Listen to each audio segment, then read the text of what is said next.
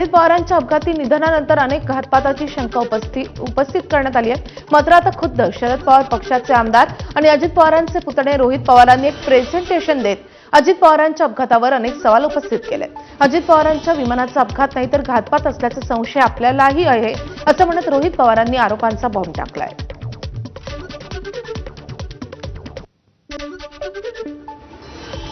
Runway 29 available असताना, safe असताना, flat असताना, कुठलंच टेन्शन तिथं नसताना, तिथं सूर्याचा पण त्रास नसताना सारखं मला रनवे 11च पाहिजे असं का त्या ठिकाणी सांगण्यात आलं? आधीच विमान कमी उंचीवर आणले गेले होते का? त्यानंतर शेवटच्या काही मिनिटात पायलट काहीच, जो मेन पायलट आहे, एवढी घटना जमीन जवळ येते, विमान टिल्ट होते, तिथं बंद पडतंय विमान, तरी तुम्ही काहीच बोलत नाही, याचा अर्थ काय? तर याचा अर्थ जर काढायला गेलं तर मी सामान्य परिवारातला एक व्यक्ती म्हणून, नाही तर सामान्य व्यक्ती ज्याचं टेक्निकल बॅकग्राऊंड कुठलंच नाही, मला असं वाटतं की हा अपघात नाही, हा 100% त्याच्यामध्ये घात असू शकतो। पीटीटी जेव्हा दाबलं जातं तेव्हा फक्त को पायलटचा आवाज येत नसतो, पायलटचाही आवाज येत असतो। पायलट जर गाणं गात असेल, काय सुंदर सिनरी आहे, काय झाडं आहेत, काय झुडपं आहेत, असं पायलट बोलला तरी त्या पीटीटीमध्ये तो आवाज रेकॉर्ड होतो। आम्हाला जे कळलंय त्या मेन पायलटचा आवाज कुठेही तिथं येत नव्हता। मग पायलट झोपला होता का डोज ऑफ झाला होता का वेगळंच काहीतरी झालं होतं का मुद्दामून त्याच्या मनामध्ये एक निश्चय त्याचा होता की आता आपल्याला हे विमान काही झालं तरी जमिनीवर त्या ठिकाणी घेऊन जायचं आणि ॲक्सिडेंटच घडवायचा, असे अनेक प्रश्न निर्माण होतात। रोहित पवारांनी एक प्रेझेंटेशन देत अजित पवारांच्या अपघातावर अनेक सवाल उपस्थित केले। व्हीएसआर ही विमान कंपनी, ज्या कंपनीनं व्हीएसआरचं विमान हायर केलं होतं ती एरो कंपनी आणि विमानाचा पायलटचा तिघांनाही रोहित पवारांनी प्रामुख्याने आरोपीच्या पिंजऱ्यात उभं केलंय। विमानाची वेळ का बदलली? कॅप्टनलाच अपघात घडून आणायचा होता का? कॅप्टननं मद्यप्राशन केलेलं होतं का? असे गंभीर सवालही त्यांनी उपस्थित केलेत आणि त्यामुळे अजित पवारांच्या अपघाताबाबत सुरू असलेल्या चौकशीमध्ये या सगळ्या प्रश्नांची उत्तरं समोर येणार का, हे पाहणं महत्त्वाचं असेल।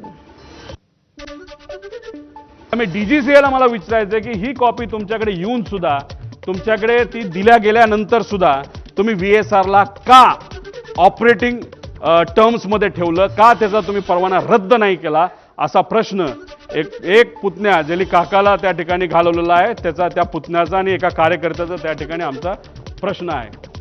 आणि एवढं मोठं घात असून सुद्धा आत्ता सुद्धा मुख्यमंत्री आणि दुसरे उपमुख्यमंत्री आणि बाकी नेते अजून सुद्धा व्हीएसआर कंपनीच्या माध्यमातून ट्रॅव्हल करतायत, विमानातून त्या ठिकाणी ते जात आहेत, हे अतिशय घातक आहे। त्यामुळे या बाबतीची नोंद सरकारने तिथं घेणं फार महत्त्वाचं आहे। म्हणजे विमान लँड होण्यापूर्वी जे गाव आहे त्या गावाच्या कळसाला विमान घासून गेलं, म्हणजे 1 मिनिट जो ट्रान्सपॉन्डर बंद झाला होता शेवटचा, जे सॅटेलाइटची कनेक्शन आहे मुद्दामून तोडण्यात आलं होतं ट्रान्सपॉन्डर बंद करून, असं आमचं मत आहे। याच्यामध्ये नॉर्मली एमिंग पॉईंट हा पुढे असतो, त्यानंतर मग सेंट्रल लाईन बघितली जाते, लँडिंग डेझिग्नेटर असतो, थ्रेशोल्ड, याच्यावर लँड करायचं नसतं, याच्या पुढेच लँड करावं लागतं।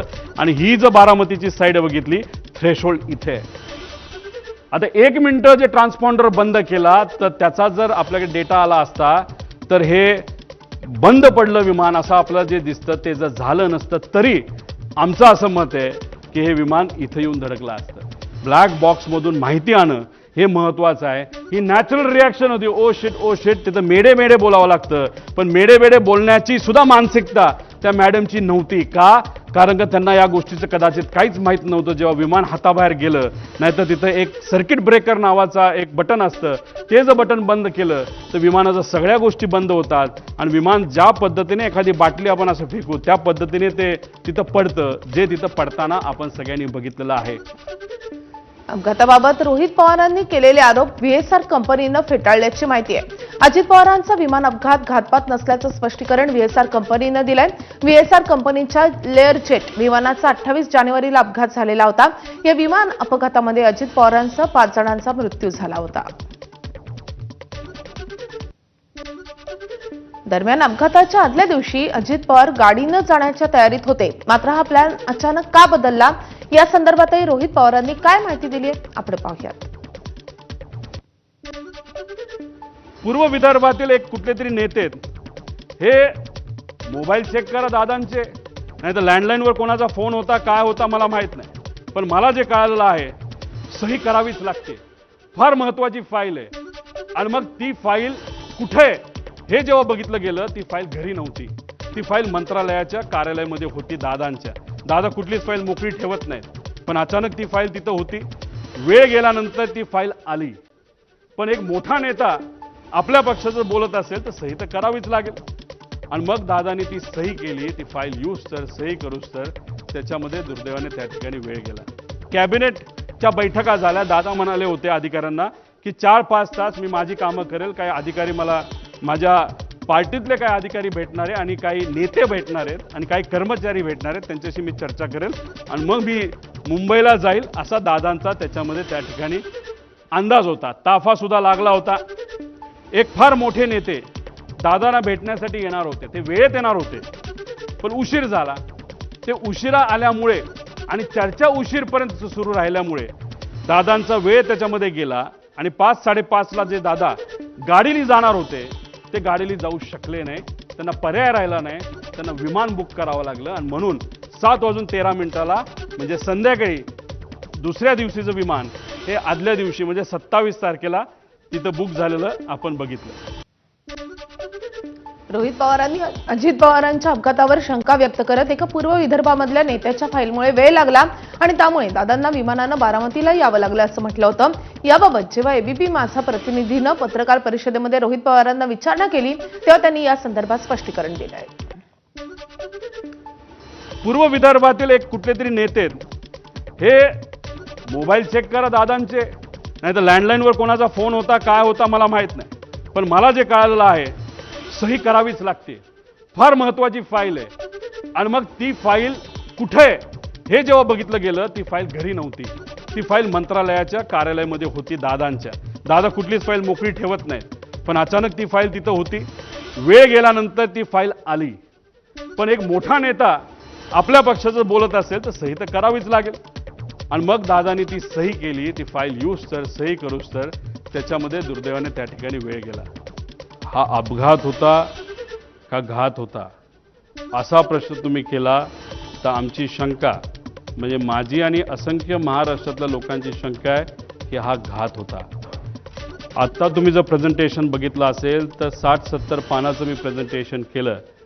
एक एक गोष्ट जी घडली, कशी घडली, कोण बैठकीला आलं होतं, कोणाचं विमान होतं, कोणाचं काय होतं, जी काय माहिती आमच्यापर्यंत आली ती माहिती ही तुमच्यापर्यंत पोहोचवलेली आहे. या प्रेझेंटेशनच्या माध्यमातून यांच्यावर ऑब्जेक्शन घेतोय, शंका घेतोय का त्यांच्यावर शंका घेतोय असं अजिबात कुठंच नाही. मी वस्तुस्थिती तुम्हाला सांगितली. पण या बाबतीत विमान कंपनी जी VSR आहे, ॲरो नावाची हँडलिंग कंपनी आणि जो कपूर नावाचा पायलट होता, या 3 कंपन्या आणि व्यक्तीवर आमची शंका आहे. अमोल मिटकर यांनी मुख्यमंत्र्यांची भेट घेतली आहे. अजित पवारांच्या विमान अपघाताची उच्चस्तरीय चौकशी करण्याची मागणी अमोल मिटकर यांनी मुख्यमंत्र्यांकडे केली आहे. विमान अपघाताबाबत महाराष्ट्रातील जनतेच्या मनात जी शंका आहे ती दूर झाली पाहिजे आणि त्यासाठी चौकशी करण्याची मागणी अमोल मिटकर यांनी मुख्यमंत्र्यांकडे केली आहे. महाराष्ट्रात ओळखल्या गेलेले आदरणीय दादा यांच्या बाबतीत असं निवेदन देताना आम्हालाही आमच्या भावना आवरल्या नाहीत.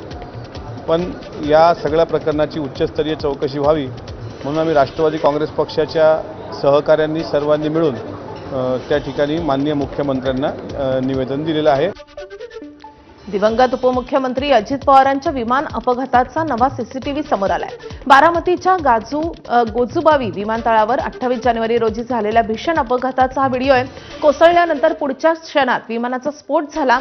या विमानामध्ये अजित पवार यांच्यासह कॅप्टन शोभित कपूर, कॅप्टन शांभवी पाठक, अजित पवार यांचे सुरक्षा रक्षक विदीप जाधव आणि फ्लाईट अटेंडंट पिंकी माई यांचा मृत्यू झाला होता. या अपघाताचा तपास नागरी उड्डाण मंत्रालयाच्या एअरक्राफ्ट ॲक्सिडेंट इन्व्हेस्टिगेशन ब्युरोकडे सोपवण्यात आला आहे.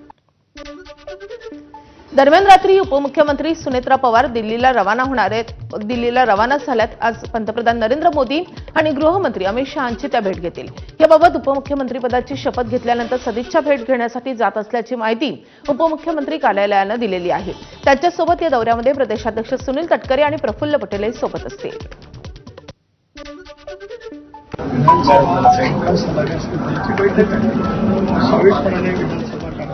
समिती आहे, विधान परिषद कामकाज सल्लागार समिती त्याला उपस्थित राहणं मुख्यमंत्र्यांना त्यांनी पहिली तारीख जाणार आहे बैठक असेल.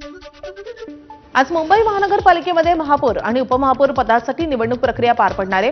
यावेळी मुख्यमंत्री देवेंद्र फडणवीस आणि उपमुख्यमंत्री एकनाथ शिंदे दोघेही महापालिकेच्या क्वीन गॅलरीमधून संपूर्ण निवडणूक प्रक्रिया पाहतील. निवडणुकीचा कार्यक्रम 12 वाजता सुरू होईल. 11:15 वाजता दोन्ही नेते पालिकेमध्ये हजर राहतील.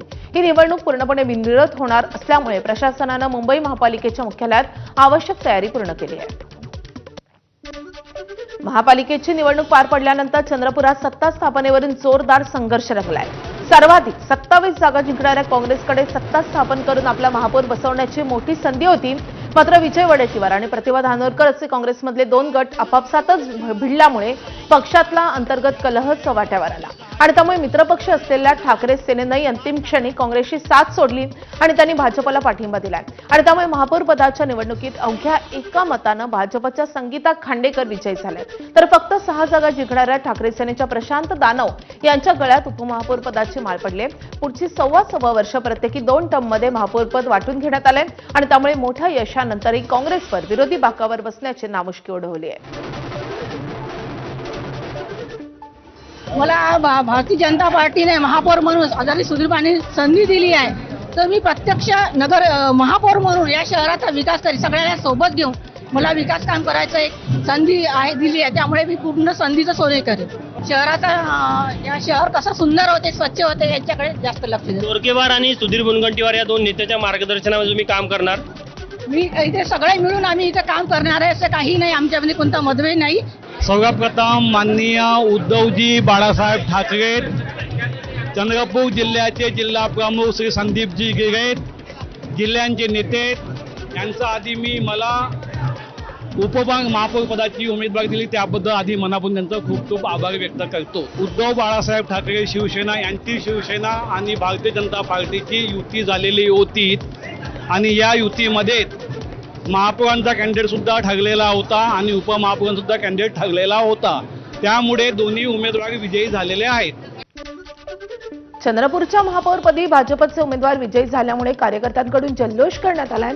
भाजपच्या जल्लोष रॅलीमध्ये काँग्रेसच्या विजय वडेट्टीवारांना किंगमेकर म्हणत डिवचण्यात आलाय, तर भाजपकडून सुधीर मुनगंटीवार यांना विजयाचं श्रेय देत त्यांच्या नावाची घोषणाबाजी करण्यात आली आहे.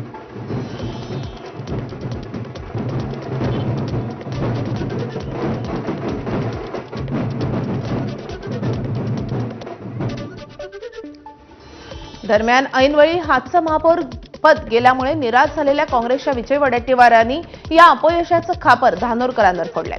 थेट नाव न घेता वडेट्टीवारांनी धानोरकरांवर निशाणा साधलाय. आमच्या हातातोंडाचा घास मात्र हिरावला गेला. पूर्णत्व जबाबदारी जर कदाचित कोणाकडे तरी एकाकडे दिली असती तर त्याचे चित्रही आम्हाला त्या पद्धतीनं वेगळेपणा दाखवता आलं असतं. नगर परिषदामध्ये प्रचंड आम्हाला यश मिळालं. कदाचित इथेही तिकीट वाटपामध्ये थोडासा चुका आमच्याकडून झाल्या. तिकीट वाटपामध्ये जर थोडी जरी आमची चूक जी झाली नसती तर आम्ही 35-40 स्वतःच्या भरोश्यावरच काँग्रेस इकडे निवडून आली असती. हे कोणी आता लपून राहिलेलं नाही.